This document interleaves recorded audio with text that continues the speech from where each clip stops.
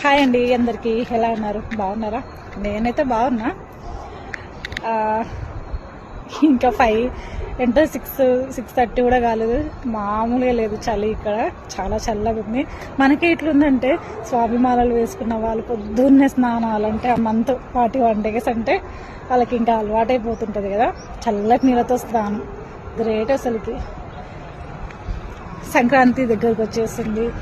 Matter ఏంటంటే సంక్రాంతి దగ్గరకు వస్తుంది. నేను శబరిమల ప్రతి సంవత్సరం ప్రసాదం అనేది నేను చాలా ఇష్టం నాకు. ఈ సంవత్సరం ఇంతవరకు నేను ఆ ప్రసాదం అయితే తినలేదు.